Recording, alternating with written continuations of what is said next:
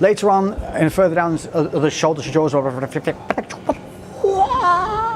Today we're going to take a look at how to build bigger, rounder, meatier shoulders. So when we all hit the gym, one of those iconic body parts is the shoulder. It's the part that we all crave because it helps create that V taper. It helps fill up your sweatshirts, your t-shirts, so that you look better in a vest. But it's also one of the worst worked, in my opinion, for the fact that people tend to overwork certain areas and underwork others, and as a result end up with a very lopsided, kind of pronated, lacking shoulder development. So today we're going to take a look at the front, middle and rear so that you've got that big, thick, full looking shoulder that'll stick with you for years. So it's called the delt. That's the front. We're going to call it the front delt. So we're going to be working on the front head of the shoulder. And a great one for this, obviously, as we all know, is a pressing motion. Compound standard for this is the overhead press with the bar. A lot of us neglect this because we get so focused on dumbbells. But there are a few intricate little things that you need to do to make sure that you're getting the maximum from this exercise and minimum risk.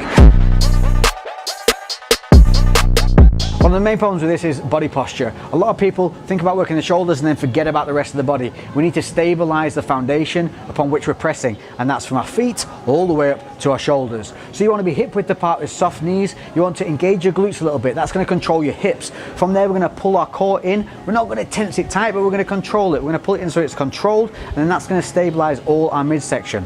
From there, we're going to grip just over shoulder width apart, keeping the elbows nice and tight. Shoulders are going to be held back, but not squeezing. So you're engaging the scapula, but maintaining a good posture. So I'm relaxed here, I can move. It's not like bench press where you're rolling back, just engage them. From here, what we're gonna do is come under the bar and lift up. We're gonna need to clear our head out of the way. So as you drive up, what you're gonna need to do is put the head back. Then as it clears the head, you're gonna bring the head back in a straight line and then press up and over. So now we're kind of linear from bar all the way down to our feet. The bar's not too far behind us and it's not too far in front of us. This is a stable way of doing things, clearing the head in and out of the way. So as it comes back down, you clear the head out, keeping those elbows nice and tight, then drive back up and through. What a lot of people tend to do on this, which is a problem, is they tend to start overly arched to get their head out the way, and they keep it out the way the entire time. This is going to put a lot of stress on that lower lumbar. It's going to also make you very unstable, and it's going to risk wobbles. Wobbles can lead to injuries, so we want to avoid tweaks, we want to avoid injuries, and we do that by setting things correctly and sticking with them throughout each movement. So treat each rep individually, make sure that you are thinking about the mind to muscle, make sure that you are not excessively moving any part of the body that doesn't need to be moving other than the shoulder joints. So with overhead press, this is a compound movement, this is where you're going to get some weight on there, but if you're not used to doing this, start light, go slow, fight the negatives. You're going to feel all this on the front head of the delt. It's going to be very focused, but it's also going to be very taxing on the cardio, on your breathing. So relax, press, and I promise you, over time you'll see progression, increase in strength, increase in growth, and increase in stability.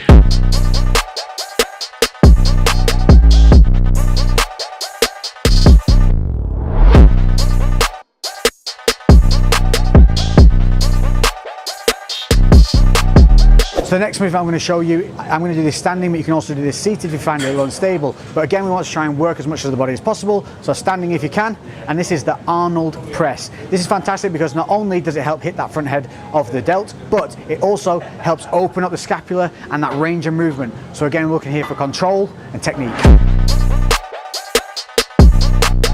So what is an Arnold press? It's a variation on the shoulder press that requires a lot more movement. It starts from the front with the dumbbells facing each other, elbows tight. From here, you're going to roll out, open up that scapula, nice and wide with the elbows, and then drive through as standard with a press. Then you come back down to that start position for the press, and then roll the dumbbells back round. So in one single flowing motion, we end up with what is called the Arnold press. The reason this is so great is because as we're rolling those elbows out, we're helping to expand the range of motion of the scapula. So a lot of people can end up with an impinged scapula, traps getting caught up. If you have a shoulder that's a little bit higher than the other, you've got imbalances, this is a really great way of opening up the body and controlling that motion of the shoulder. Plus, with that press motion, it's also going to hit the front head of the delt just as before. So as I said, standing or seated, this is a great exercise. Things to focus on here are making sure that you bring the elbows all the way back round to the front and get that full range of motion. Get a full turnout so the elbows are nice and wide. Then you're going to drive up without arching that lower back, Keep the glutes engaged to control the hips, drive through the feet and press, making sure to not allow the shoulders to rise up or down, keeping them engaged with the scapula. As with anything, start with the lighter weights. You're going to be aiming for that kind of 6 to 10 rep range. As you progress over time, you'll find that you'll get stronger, you'll require more weight, but do not think that more weight means more muscle. It's not the case. Especially with something as technical as this, start light, control it, keep the movement nice and slow, fight that negative and don't rush it.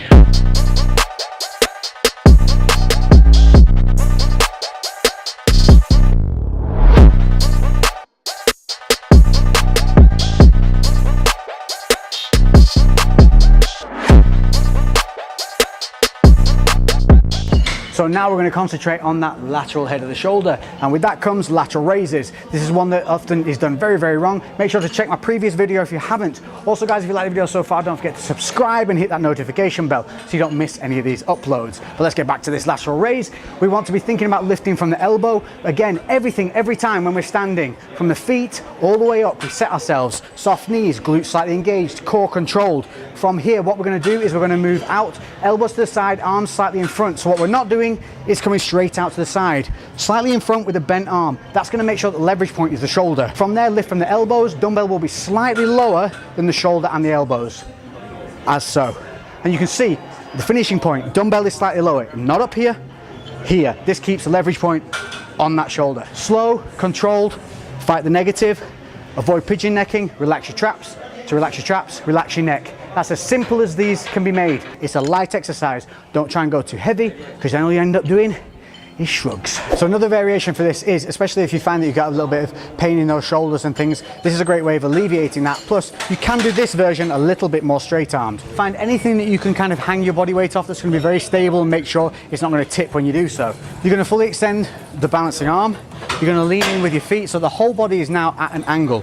I'm quite relaxed here, but what I'm also doing is making sure that I'm engaged from my feet up, so I'm keeping those hips forward, controlling my core. From here, I'm simply going to lift out and up to a straight point. But effectively, if I stand up straight now, you can see it's still actually at an angle. So we're keeping the load on the shoulder, lifting up to shoulder height, straight arm out to the side. You're going to repeat this. Again, we're looking for that 6 to 10 rep range, so you can do a little bit of pausing at the top, delayed negatives, don't try and go too heavy. Once you've done one arm, move on to the next, but then straight back to the other arm. If you're doing individual arms at a time, you don't need those rest periods. So move from one to the other, keep the focus, keep the blood flowing. Again, it's light, 6 to 10 reps, a really nice movement, especially if you've got any shoulder twinges.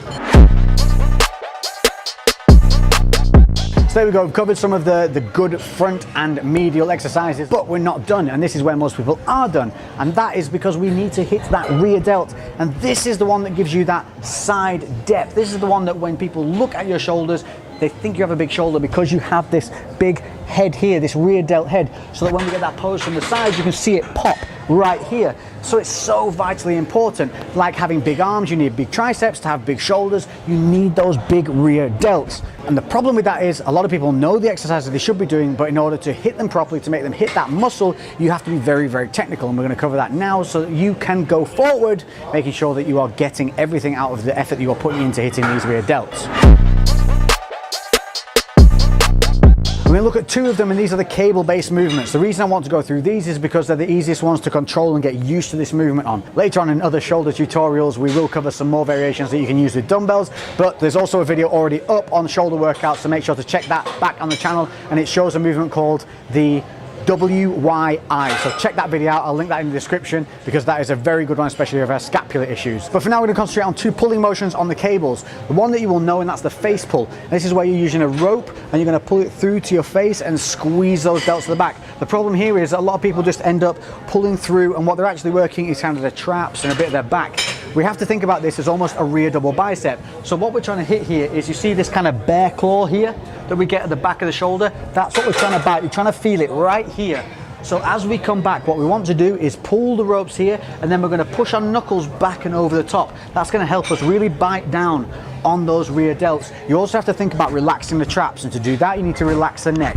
So relax the neck, pull through with the knuckles and squeeze them over the top. So you can see it's almost like a rear double bicep that we're trying to do, but we're not contracting the biceps, we're trying to keep all this relaxed. Think of the arm as a meat hook at this point. From there's two ways that you can go back on the negative. You can go back keeping the scapula engaged, or you can release the scapula. Now releasing the scapula is more technical because it means you're gonna have to return the scapula to an engaged position prior to squeezing back. So keeping the scapula engaged, as we come back, you wanna roll it and squeeze, and then don't let that shoulder move forward. If we release, prior to pulling, we want to re-engage the scapula and then follow through with the pull. So to start with, do it as a double motion, scapula, pull. But by the time you get good at it, you should just be a flowing motion all the way through. So that is the face pull. It's a complicated exercise, even though it looks simple, but try and feel those bite points. That's what's going to be important. So if you have a spotter, if you have a partner, get them to put their fingers right here and think about where you should be contracting and start creating that mind to muscle.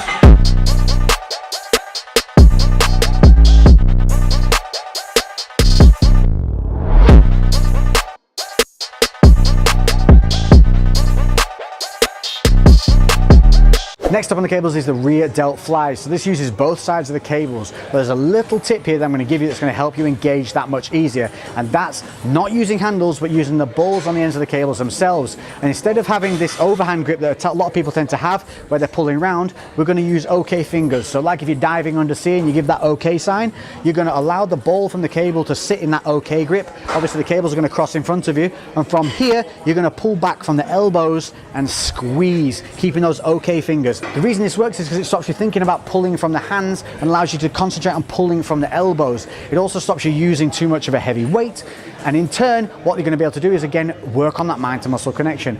This is a really nice motion, but a couple of the errors that people do on it as well are allow the elbows to dip, so they end up pulling from top to low. We want to avoid that. We want to try and pull around in an arced motion. And that's kind of it. If you got all those right, you should feel this really bite down on that rear delt, and by the time you're finished, when you look to the side in the mirror, you should see a really nice big pump on that rear delt, and on those back biceps, you'll get that nice little bear claw. Wah!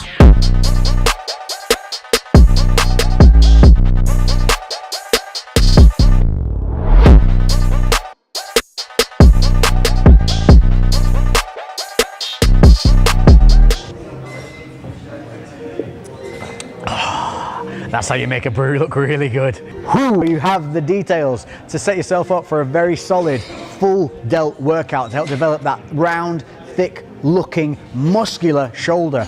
And as I've said, remember, it's always about that balance from front to back. That's what gives that illusion of size. Remember, it's the details that create these illusions. And a lot of times when you're seeing people who you think are kind of big mass monsters or massively out of your realm of reality, it's not usually the case. Usually it's just a well-developed, well-balanced physique that gives that illusion of size, and that's exactly what you want from a shoulder workout. This is the bad boy. This is the secret maker. This is your money maker that gives you that depth from front to back. It's super easy to build that front. It's a little bit harder to build the middle, but the back is often a big neglected issue. So if you look in the mirror and you find yourself looking a little bit like this, a little bit pronated, chances are that you're overworking that front delt, not engaging the scapula properly, and not working the rear. So we're going to focus to create that delt illusion. Rear delts, scapula, control, mind to muscle, and making sure that we're working front to back. I hope this has been useful. If you've got any questions, hit me up in the comment section below. I do read them all and we will answer. Guys, if you see a question you know the answer to, feel free to help each other out. Don't forget to hit that like button.